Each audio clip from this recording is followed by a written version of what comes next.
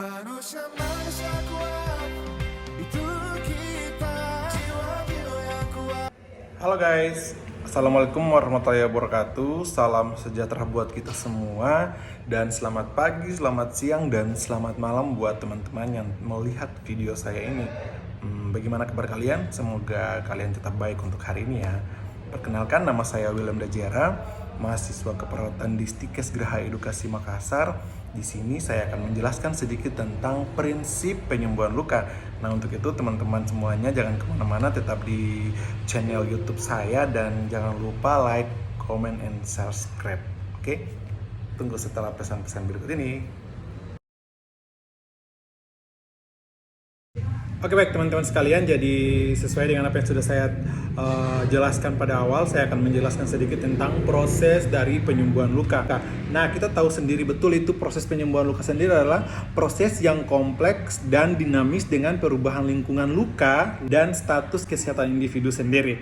Nah, kalau menurut Taylor, ada beberapa prinsip dari penyembuhan luka ini. Yang pertama itu kemampuan tubuh untuk menangani trauma jaringan yang dipengaruhi oleh beberapa luasnya kerusakan dan keadaan umum kesehatan tiap orang. Jadi setiap orang itu dia mempunyai kemampuan sendiri untuk merespon untuk penyembuhan luka. Seperti itu. Nah, yang kedua, respon tubuh pada luka lebih efektif jika nutrisi yang tepat tetap dijaga. Jadi nutrisi ini sangat membantu proses penyembuhan luka ketika seseorang yang memiliki luka tertusuk atau luka terbuka atau luka insisi setelah pembedahan, dia itu harus memenuhi nutrisi seperti protein. Nah, protein sangat dibutuhkan untuk proses penyembuhan luka, teman-teman.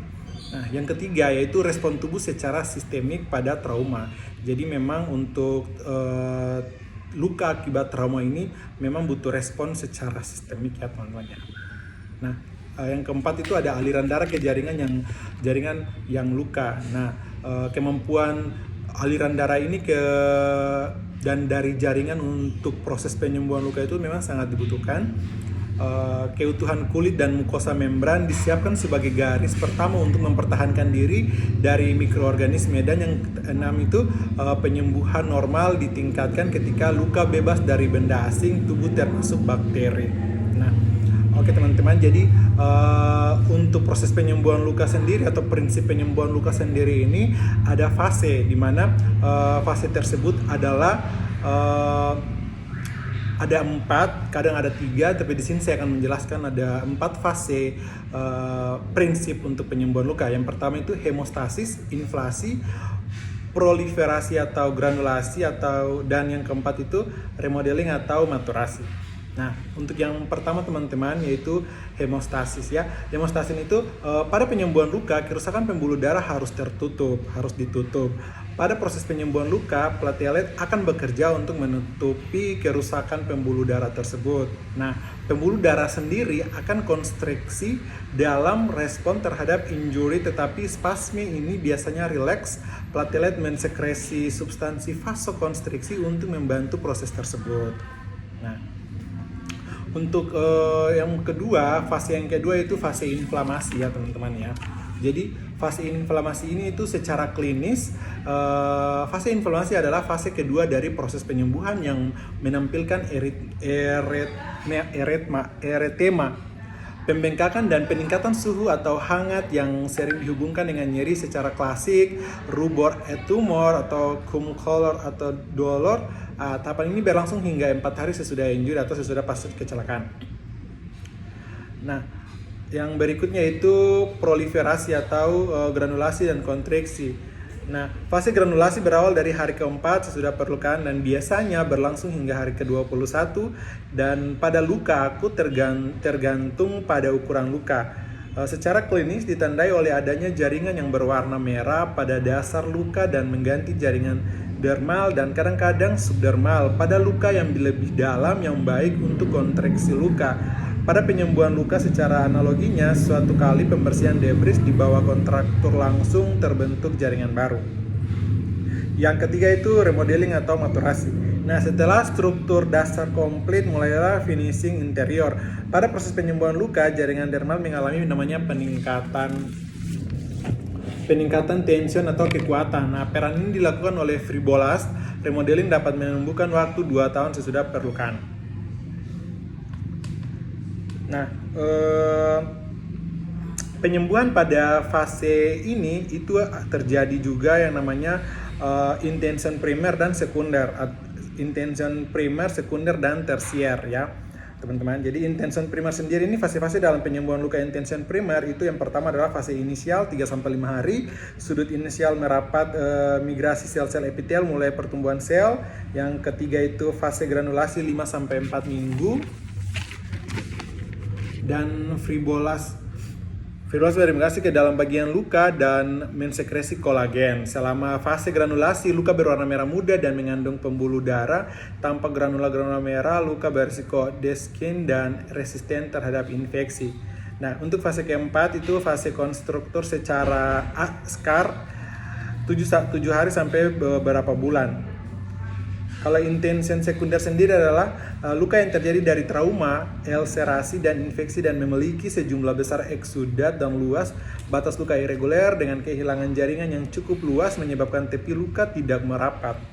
Sedangkan intention tersier adalah intention primer yang tertunda terjadi karena 2 lapisan jaringan granulasi dijahit bersama-sama. Ini terjadi ketika luka yang terkontaminasi terbuka dan dijahit rapat setelah infeksi dikendalikan.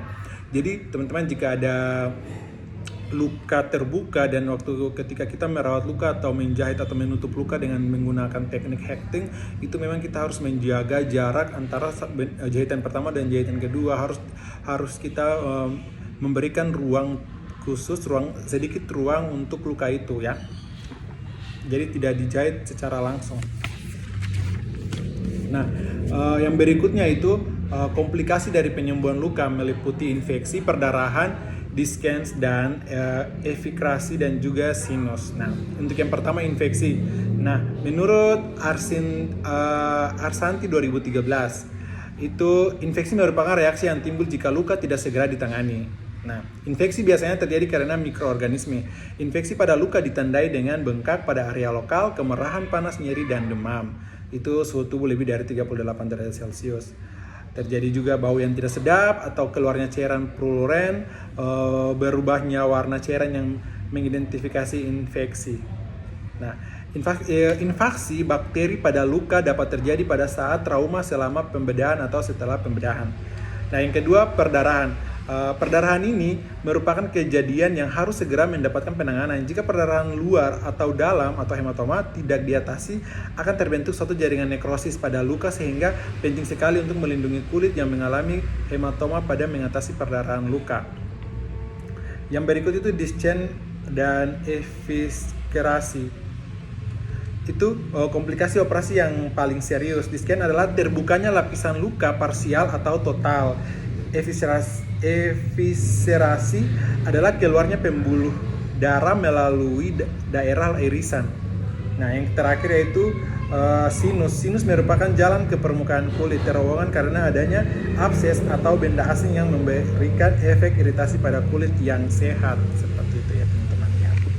Faktor-faktor yang mempengaruhi penyembuhan luka. Nah, faktor-faktor yang mempengaruhi penyembuhan luka sendiri ini ada beberapa, yaitu yang pertama faktor usia. Di sini faktor usia itu anak dan remaja atau pemuda itu faktor penyembuhan lukanya itu lebih cepat daripada orang dewasa. Kenapa? Karena penurunan fungsi-fungsi sel-sel di dalam tubuh sehingga proses penyembuhan luka itu lebih cepat pada anak-anak dan lebih cepat daripada orang dewasa atau orang tua. Yang kedua itu nutrisi. Nah, asupan nutrisi berupa protein, karbohidrat, lemak, vitamin C dan vitamin A dan mineral seperti Fe yang adekuat, zinc, protein mensuplai asam amino yang dibutuhkan untuk perbaikan jaringan dan regenerasi sel kulit baru. Sedangkan zat besi digunakan untuk sintesis hemoglobin yang bersama oksigen diperlukan untuk mengantarkan oksigen ke seluruh tubuh. Dan jadi memang nutrisi ini sangat dibutuhkan untuk proses penyembuhan luka seperti itu ya. Yang ketiga itu ada infeksi. Nah, infeksi ini terjadi karena ada bakteri. Bakteri menjadi sumber penyebab infeksi. Infeksi menyebabkan peningkatan inflamasi dan nekrosis yang menghambat penyembuhan luka. Jadi ketika luka itu sudah terinfeksi bakteri atau kuman, maka akan terjadi proses yang lama untuk menyembuhkan luka itu. Yang kedua itu sirkulasi dan oksigenasi. Nah, ini sejumlah kondisi fisik dapat mempengaruhi penyembuhan luka. Adanya sejumlah besar lemak, subkutan, dan jaringan lemak yang memiliki sedikit pembuluh darah pada orang-orang yang gemuk, penyembuhan luka lambat karena jaringan lemak lebih sulit menyatu, lebih mudah infeksi, dan lama untuk sembuh. Aliran darah dapat terganggu pada orang yang dewasa dan pada orang yang menderita gangguan pembuluh darah perifer, hipertensi atau diabetes mellitus. Oksigenasi jaringan menurun pada orang yang menderita anemia atau gangguan pernapasan kronik pada perokok. Kurangnya volume darah akan mengakibatkan vasokonstriksi atau penyempitan pembuluh darah sehingga menurunnya ketersediaan oksigen dan nutrisi untuk penyembuhan luka.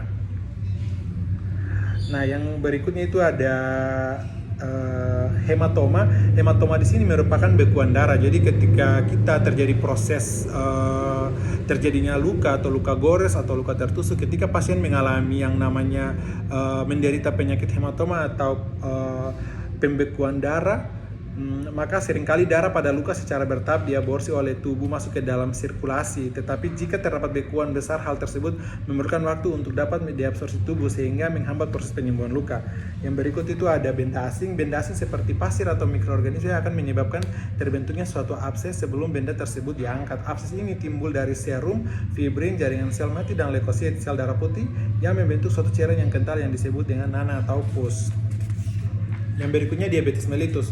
Nah, hambatan terhadap sekresi insulin akan mengakibatkan peningkatan gula darah sehingga nutrisi tidak dapat masuk ke dalam sel.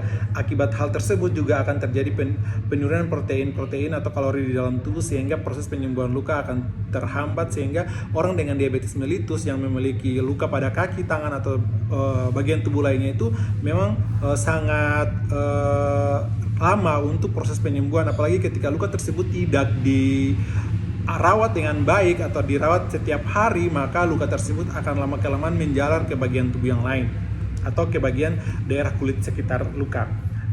Yang berikutnya itu keadaan luka. Nah, keadaan khusus dari luka mempengaruhi kecepatan dan efektivitas penyembuhan luka. Beberapa luka dapat gagal untuk menyatu. Obat antiinflamasi seperti steroid dan aspirin, heparin, antineoplastik mempengaruhi penyembuhan luka. Penggunaan antibiotik yang lama dapat membuat seseorang rentan terhadap infeksi pada luka. Yang berikutnya gangguan sistem imun. Nah, gangguan sistem imun ini juga mempengaruhi proses penyembuhan luka, di mana sistem imun atau prajurit yang berperan melawan mikroorganisme seperti bakteri dan sejenisnya. Sistem imun ini akan bereaksi ketika area tubuh tertentu mengalami kerusakan atau masuknya zat asing. Ketika sistem imun tubuh manusia tidak dapat berfungsi dengan baik, maka mikroorganisme akan masuk ke dalam tubuh dengan cepat. Akibatnya luka menjadi lebih parah atau penyembuhan terjadi secara lambat. Oke, kita lanjut, yaitu koagulasi. Nah, pernahkah teman-teman mengalami luka namun darah terus bercucuran tanpa henti? Darah terus bercucuran tanpa henti ya. Hal ini bisa saja diakibatkan karena koagulasi. Koagulasi sendiri dapat diartikan sebagai kelainan pembekuan darah. Jadi memang orang-orang dengan gangguan pembekuan darah ini memang rentan untuk terjadi proses pembekuan darah, sehingga ketika terjadi luka atau darah itu menetes, maka lama akan darah itu sel-sel jaringan di dalam tubuh itu dia akan menjadi pembekuan darah.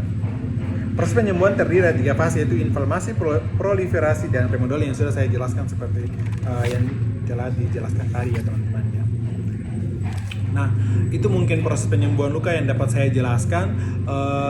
Selanjutnya itu untuk proses penyembuhan luka sendiri, kita dapat merawat luka yang pada klien dengan minimal atau maksimal itu 1 hari 2 kali dengan melihat keadaan luka, kondisi luka, dan proses atau tahapan dalam perawatan luka tersebut. Nah, dalam proses penyembuhan luka itu sirkulasi udara juga di dalam luka itu sangat dibutuhkan, sehingga ketika terjadi kelembapan di dalam tahapan pembersihan luka atau ditempel kasa, maka akan terjadi proses penyembuhan luka yang lama karena sirkulasi udara yang di dalam luka tersebut terhambat. Ya baik teman-teman, itu mungkin penjelasan singkat dari saya tentang proses penyembuhan luka. Semoga apa yang dapat saya jelaskan bermanfaat dan kita tahu secara ringkas sedikit materi tentang proses dari penyembuhan luka. Itu mungkin dari saya, sekian dan terima kasih. Bye bye, sampai ketemu di materi selanjutnya.